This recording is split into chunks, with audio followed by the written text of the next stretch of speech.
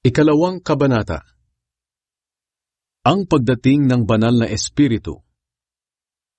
Pagdating ng araw ng pista na tinatawag na Pentecostes, nagtipon ang lahat ng mananampalataya sa isang bahay. Habang nagtitipon sila, bigla na lang silang nakarinig ng ugong na mula sa langit, na katulad ng malakas na hangin. At puro ugong na lang ang kanilang narinig sa bahay na kanilang pinagtitipunan. Pagkatapos, may nakita silang mga ningas ng apoy na parang mga dila na kumalat at dumapo sa bawat isa sa kanila. Napuspos silang lahat ng banal na espiritu at nakapagsalita ng iba't ibang wika na hindi nila natutunan. Ang banal na espiritu ang siyang nagbigay sa kanila ng kakayahang makapagsalita ng ganoon. Nang panahon ding iyon, doon sa Jerusalem ay may mga relihiyosong Hudyo na nanggaling sa iba't ibang bansa sa buong mundo. Pagkarinig nila sa ugong na iyon, nagmadali silang pumunta sa pinagtitipunan ng mga mananampalataya. Namangha sila dahil narinig nilang sinasalita ng mga mananampalataya ang kani-kanilang wika. Sinabi nila, "Aba, hindi ba't mga taga-Galilea silang lahat? Bakit sila nakakapagsalita ng sarili nating wika? Ang iba sa atin ay taga-Partia, Media at Elam. Mayroon ding mga taga-Mesopotamia, Judea, Cappadocia, Pontus at Asia. Ang iba ay taga-Phrygia, Pamphylia, Ehipto at mula sa mga lugar na sakop ng Libya na malapit sa Cyrene. Mayroon ding mga taga-Roma, mga Hudyo at mga hindi Hudyo na nahikayat sa relihiyon ng mga Hudyo. At ang iba ay mula sa Crete at Arabia. Pero naririnig natin sila na nagsasalita ng mga wika natin tungkol sa mga kamangha-manghang ginawa ng Diyos. Namangha talaga ang lahat ng tao roon. At dahil hindi nila maunawaan kung ano ang nangyayari, nagtanungan na lang sila sa isa't isa, "Ano kaya ito?" Pero tinuya ng iba ang mga mananampalataya. Sinabi nila, "Lasing lang ang mga iyan." Nangaral si Pedro. Kaya tumayo si Pedro kasama ang 11 apostol at nagsalita ng malakas, "Mga kababayan kong mga Hudyo, at kayong lahat na nakatira sa Jerusalem, makinig kayo sa akin. Dahil ipapaliwanag ko kung ano ang ibig sabihin ng mga nangyayaring ito. Mali ang inyong akala na lasing ang mga taong ito, dahil 9:00 pa lang ng umaga. Ang pangyayaring ito ay katuparan ng ipinahayag ni Propeta Joel noon. Sinabi ng Diyos, "Sa mga huling araw ibubuhos ko ang aking espiritu sa lahat ng uri ng tao. Ang inyong mga anak na lalaki at babae ay magpapahayag ng aking mga salita. Ang inyong mga binata ay makakakita ng mga pangitain, at ang inyong matatandang lalaki ay magkakaroon ng mga panaginip. Oo, sa mga araw na iyon, ibubuhos ko ang aking espiritu sa aking mga lingkod na lalaki at babae, at ipapahayag nila ang aking mga salita. Magpapakita ako ng mga himala sa langit at sa lupa, sa pamamagitan ng dugo, apoy, at makapal na usok. Magdidilim ang araw at ang buwan ay pupula katulad ng dugo.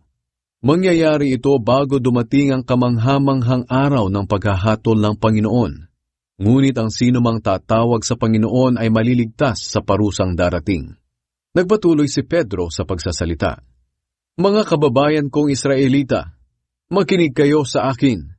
Si Jesus na taga-Nazaret ay sinugo ng Diyos sa inyo, at pinatotohanan ito ng Diyos sa pamamagitan ng mga himala at kamangha-manghang ginawa niya sa pamamagitan ni Jesus.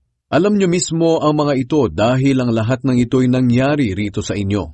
Alam na noon pa ng Diyos na itong si Jesus ay ibibigay sa inyo at ganito na talaga ang kanyang plano. Ipinapatay ninyo siya sa mga makasalanang tao na nagpako sa kanya sa krus. Ngunit binuhay siya ng Diyos at iniligtas mula sa kapangyarihan ng kamatayan.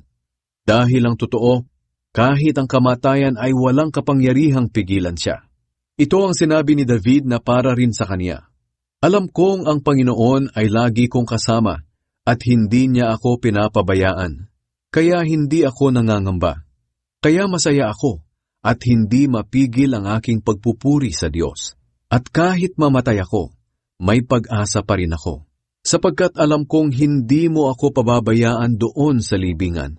Hindi mo rin hahayaang mabulok ang iyong tapat na lingkod.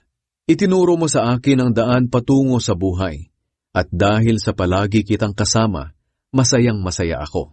Mga kababayan, Malinaw na hindi tinutukoy ni David ang kanyang sarili. Dahil ang ating ninunong si David ay namatay at inilibing, at hanggang ngayon ay alam natin kung saan siya nakalibing.